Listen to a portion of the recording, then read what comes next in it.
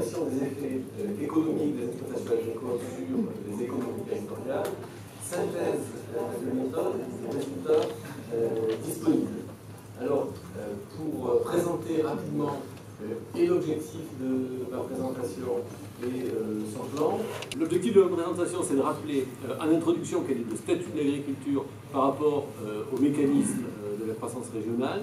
Seconde partie, je rappellerai les trois principaux types de modèles qui existent pour estimer les effets économiques de l'agriculture, notamment dans ses formes les plus durables. Dans une troisième partie, j'évoquerai les principaux résultats qu'on peut trouver dans la littérature à un niveau national et international, et je donnerai quelques éléments de conclusion pour appliquer les méthodes qui sont proposées. Alors, en introduction, comment peut-on considérer l'agriculture par rapport au mécanisme de la croissance régionale?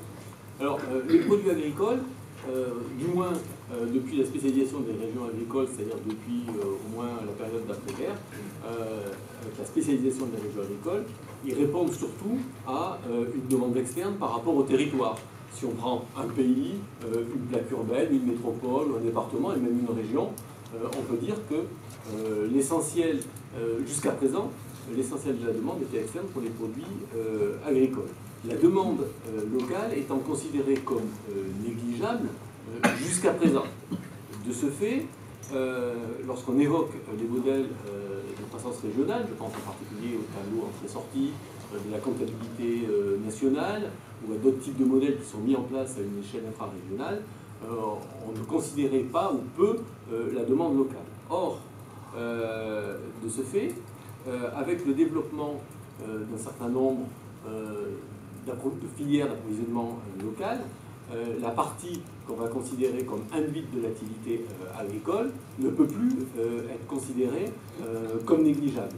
Et de ce fait, on parle de plus en plus de systèmes alimentaires territorialisés, on voit un certain nombre d'indicateurs. J'étais la semaine dernière en journée de recherche en sciences sociales. Il y a un certain nombre de travaux et d'indicateurs qui visent à estimer pour des métropoles le degré d'autonomie alimentaire sur le territoire de la métropole. Donc là, je vais donner l'exemple d'Albi, mais il y en a bien d'autres. Dijon notamment réfléchit à ce type d'indicateur. Et pour cette raison, le statut de l'agriculture dans les mécanismes de développement territorial, notamment si on considère les formes les plus durables, c'est-à-dire les formes d'approvisionnement qui intègrent plus les préoccupations de l'environnement, qui intègrent le fait que l'agriculture peut aussi nourrir pour partie de la population qui est sur son territoire, le statut de l'agriculture par rapport au mécanisme du développement régional devient beaucoup moins simple.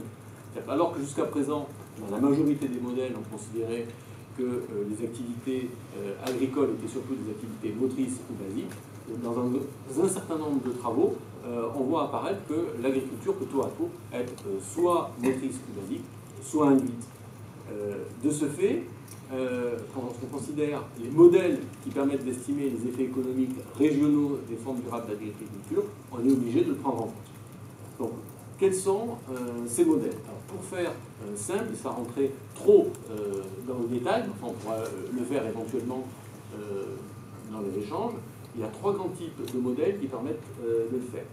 Le premier, c'est, alors je ne sais pas par lequel je commence, c'est le plus connu ou le moins connu, je vais peut-être commencer par la fin, qui est peut-être le plus connu en termes de mécanisme de développement. Chacun connaît la théorie keynésienne, hein, donc chacun connaît le grand économiste qui était John Maynard Keynes, qui a théorisé sur la crise de 1929. Donc un de ces éléments de sa théorie, c'était que lorsqu'on a une source externe de croissance, qui peuvent être les dépenses publiques, qui peuvent être les exportations, cela permet de relancer une économie nationale ou régionale, notamment en mesurant ce qu'on appelle une propension à dépenser localement, qui permet d'estimer de quelle façon une activité extérieure, qui peut être l'agriculture, permet d'enclencher un certain nombre de mécanismes de développement.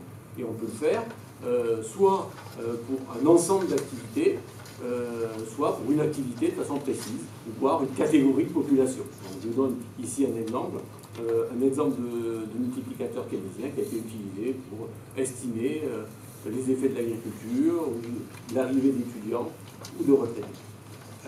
Deuxième outil, qui est aussi bien connu parce qu'il est issu des travaux sur l'économie nationale, c'est les matrices de comptabilité sociale, ou tableau entrée-sortie. Ils sont présents en France au niveau national. Malheureusement, en France, il n'existe pas jusqu'à présent de comptabilité régionale. Et c'est assez complexe à mettre en œuvre, notamment si on intègre l'économie verte. Il y a eu des essais de NCS de l'Institut de comptabilité sociale désagrégés en intégrant les produits intérieurs bruts verts. C'est assez compliqué. Donc voilà la deuxième démarche dont vous avez pu entendre parler. Il en existe une troisième, qui s'appelle la théorie de la base économique, le modèle de la base économique, qui est un cadre théorique adapté à une échelle infra-régionale, départementale, un pays, une métropole, et qui part sur des hypothèses certes simplificatrices, mais qui ont l'avantage de permettre d'être déployées à un niveau local assez facilement. C'est la raison pour laquelle cette méthode a fait florès dans un certain nombre d'études localisées. Et donc ce type de modèle part d'une vision dichotomique d'une économie régionale, pour faire très simple, des activités motrices ou basiques qui répondent à une demande externe, et des activités non basiques ou induites qui satisfont une demande locale. Donc à partir de cet élément-là, ben, on essaie de quantifier les activités qui répondent à une demande externe, et à identifier le périmètre sur lequel ils s'appliquent, et ceux qui répondent à une demande locale, et d'estimer un effet d'entraînement d'une catégorie d'activité par rapport à une autre. Donc il existe un certain nombre de méthodes pour estimer ces éléments au niveau d'une économie régionale. Ça peut être directement par enquête, c'est-à-dire on va demander directement aux firmes, aux entreprises ce qu'il en est, ou bien il y a des méthodes plus indirectes, qu'on appelle coefficient de localisation ou besoin minimal, qui sont d'ailleurs bien connus en économie industrielle. Et on peut essayer ainsi d'estimer de quelle façon une catégorie d'activité, donc pour nous ça sera l'agriculture, peut générer ou pas des effets induits sur l'économie locale. Donc ces rappels étant faits, j'en passe sur, deuxièmement, comment les productions agricoles peuvent jouer un effet d'entraînement sur l'économie locale. Donc, dans un premier temps, on peut avoir une ou des bases agricoles qui génèrent plus ou moins d'activités induites selon qu'elles consomment plus ou moins localement de consommation intermédiaire, qu'elles versent de façon plus ou moins importante des salaires à des ménages locaux. Ça, c'est le premier temps.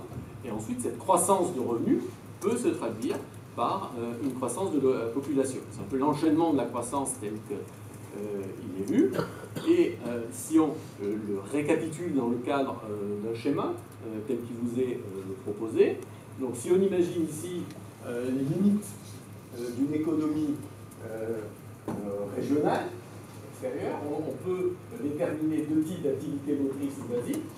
Une activité productive basique telle que l'agriculture ou l'industrie qui, dans leur majorité, répondent à une demande externe. Une base qu'on va qualifier de résidentielle, c'est-à-dire que c'est l'arrivée de touristes, de retraités, de migrants alternants sur un espace infrarégional, qui permettent de générer plus ou moins d'activités induites, dans l'agriculture potentiellement, j'y reviendrai, selon que la propension à dépenser localement est plus ou moins forte. Dit très concrètement, plus les activités motrices vont acheter à l'extérieur, moins les activités induites seront importantes.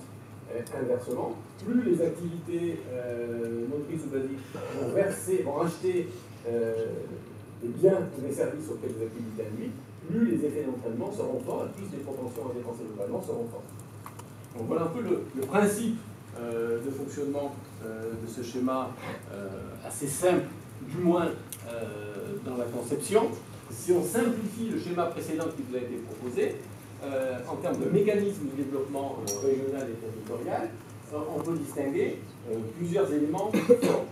Si l'on distingue ici l'élément moteur, la variable de commande du développement régional telle qu'elle est dans les modèles de la base économique, c'est-à-dire les revenus des emplois basiques qui répondent à une demande externe, la première variable de commande, ce sera le volume budgétaire des exportations physiques de biens, ou bien l'importation de ménages extérieurs qui consomment des services locaux. Concrètement, le territoire va se développer d'autant plus qu'il y a des touristes qui arrivent sur leur territoire, où il y a une demande externe pour les produits agricoles locaux. Ça, c'est la première variable de commande dans ce type de modèle. La seconde, c'est la propension à dépenser localement. Plus les ménages locaux vont acheter des biens ou des services locaux, plus l'activité locale va se développer, hein, très concrètement. Et on en déduit, troisièmement, un effet multiplicateur qui sera d'autant plus important que à la fois le revenu budgétaire de la variable 1 sera importante et que la propension à dépenser localement sera importante. Donc, dans cette vision classique de la place de l'agriculture dans le modèle de développement territorial, on voit les trois variables de commande essentielles qui expliquent le développement de l'agriculture. Alors maintenant, on va passer à des formes d'agriculture qui revisitent, notamment des formes plus durables d'agriculture, qui revisitent ce type de modèle. Et on va voir comment on peut faire. Alors, pour faire extrêmement vite, on s'aperçoit que dans le cadre d'une agriculture durable, on a une part croissante de la production agricole qui mobilise ce qu'on appelle des ressources spécifiques, c'est-à-dire des ressources qui sont ancrées territorialement, notamment via les signes de qualité, qu'on a des différences de comportement, de dépenses des consommateurs entre régions qui sont de plus en plus importantes, et que de ce fait, on a de plus en plus de ressources qui sont réhabilitées et qui permettent finalement de produire des produits agricoles plus spécifiques par rapport à d'autres produits plus génériques. Je fais vite, mais pour faire court, on s'aperçoit que le cadre théorique qui vous a été présenté précédemment, qui accorde un rôle essentiel à la demande extérieure, si on veut expliquer les mécanismes du développement territorial, il faut le coupler à d'autres modèles qui sont plus attentifs au rôle de l'offre, c'est-à-dire à la façon dont les ressources territoriales se spécifient ou se différencient à l'intérieur des territoires. Notamment, quels sont les mécanismes de coordination qui permettent de réinventer un certain nombre de ressources locales. On parle notamment du renouveau des ceintures vertes dans les zones périurbaines, mais ça peut être aussi des produits spécifiques dans des zones de montagne. Alors, on va maintenant vers un nouveau cadre théorique, vers une théorie de la base qui est revisitée et qui intègre ces spécificités nouvelles des systèmes agricoles plus durables. Pour cela, on revient vers les pères concepteurs de ces cadres théoriques, avec des débats séminaux, dont je vais peut-être pas tarder sur l'ensemble des tenants et aboutissants, mais qui, pour faire très court, pour certains, seule la demande extérieure était importante, alors que pour d'autres, notamment, je pense, un grand ancien, Charles Thiébout, l'importance des activités induites était très forte dans la croissance régionale, parce que c'était à partir d'eux que pouvaient aussi s'expliquer un certain nombre de mécanismes. Et ce débat est revenu très fort dans les années 2000 jusqu'à maintenant, avec la concentration d'activités qu'on considérait jusqu'à présent comme purement induites, notamment les activités de loisirs ou de mobilité liées à la consommation, notamment liées au développement de l'Internet. On le voit très nettement sur certains services bancaires, de loisirs, de librairies, etc., où émerge un nouveau concept qu'on appelle des bases de consommation, c'est-à-dire des activités motrices pour le développement local qui sont simplement dues à la substitution d'une catégorie d'activités par rapport à une autre. Très concrètement, une activité de librairie qui autrefois pouvait être considérée, pour prendre un exemple très simple, je reviendrai après sur des exemples agricoles, qui pouvait être considérée comme purement induit à un niveau local, comme répondant aux besoins des ménages locaux. On voit certaines villes ou pôles qui se spécialisent dans le commerce de livres. Par exemple, la Charité-sur-Loire, Montmorillon, etc. Donc on voit ce type, et dans les zones commerciales, il apparaît exactement le même phénomène. Donc ce type d'activité ne peut plus être considéré comme purement induit. Ce type de phénomène qui a été assez marginal dans les années 2000, avec le développement de la croissance de l'Internet et le renouveau de formes durables de consommation, devient croissant. Donc ça implique de revisiter aussi les mécanismes de développement territorial qui sont à la base. Et je ne parle pas de mécanismes marginaux, puisque, pour information, les grands groupes de distribution sont en difficulté pour ces raisons-là. Le groupe Auchan, le groupe Mies, c'est la première année qu'il va connaître un déficit, par exemple. On n'est pas du tout sur des choses marginales dans l'économie nationale.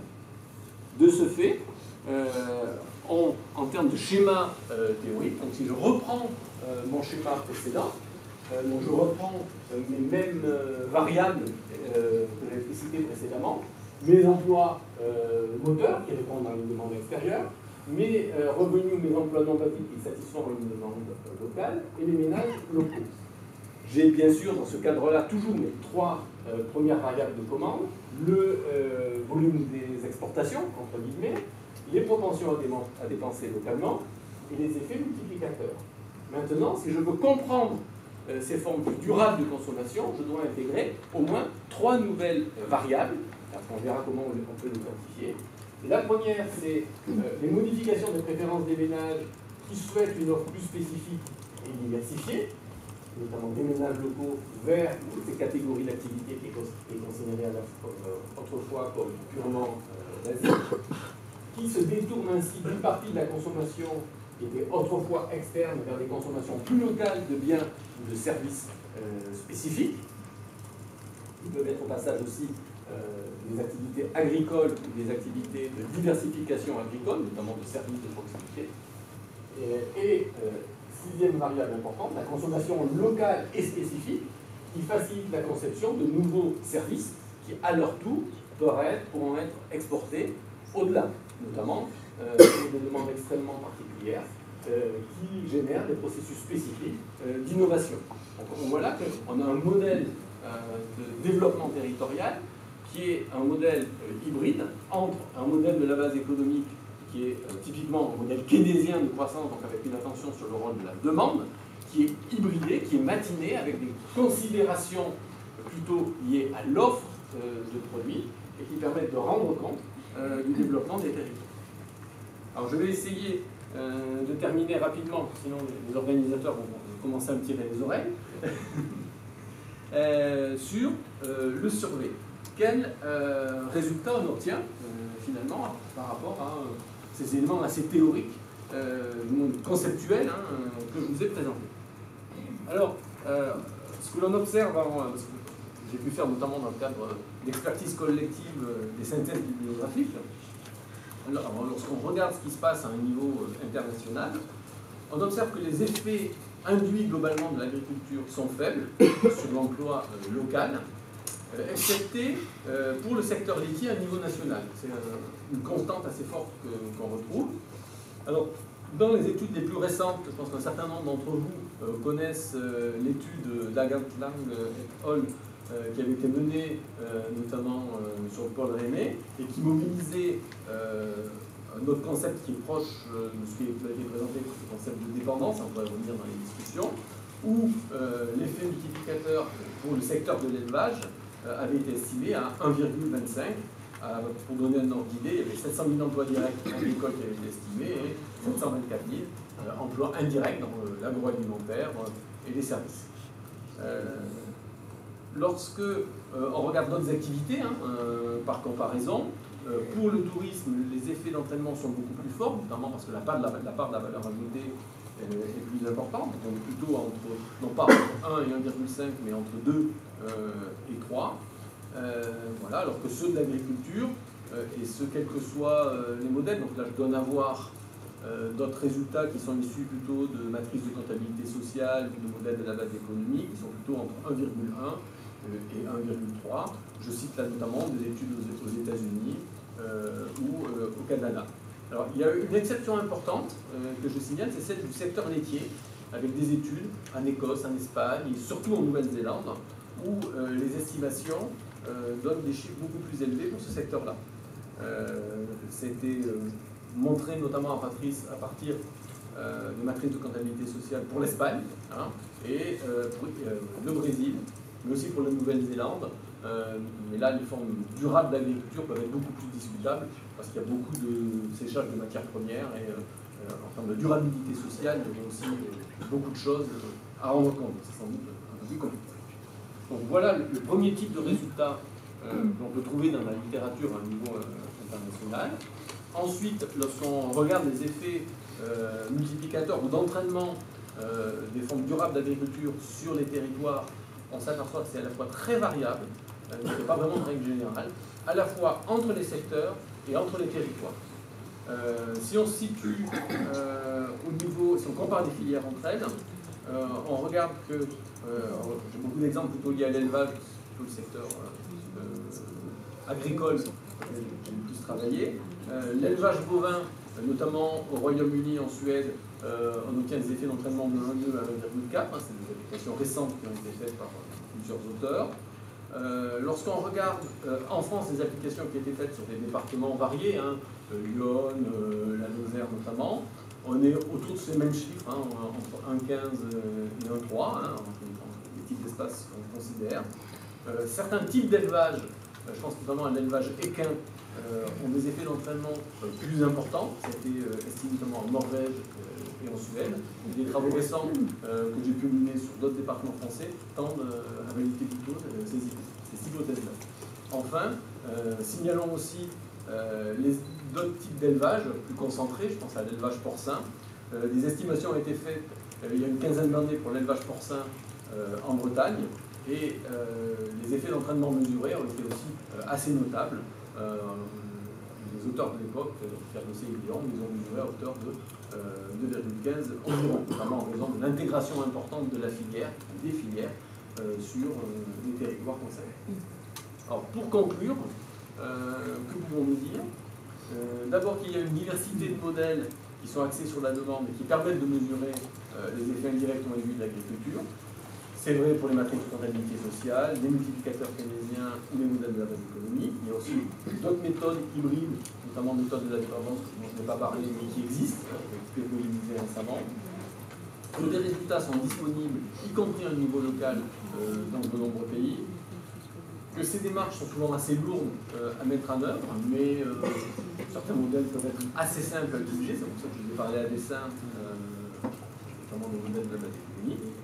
Que ces modèles permettent d'estimer des formes durables d'agriculture, et que si on souhaite le faire, il faut intégrer des facteurs d'offre et sans doute combiner les types de modèles entre eux.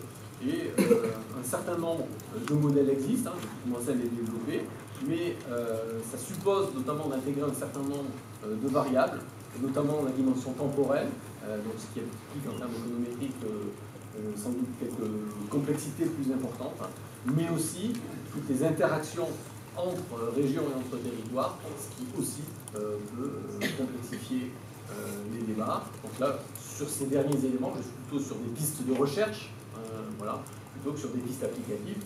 En revanche, sur toutes les premières séries d'éléments que j'ai signalés dans la première partie de la conclusion, donc tous les acteurs du développement peuvent s'en saisir sans aucune difficulté, d'ailleurs, dans un certain nombre de cabinets d'études le font sans aucune difficulté. Voilà, merci bien. Merci aussi.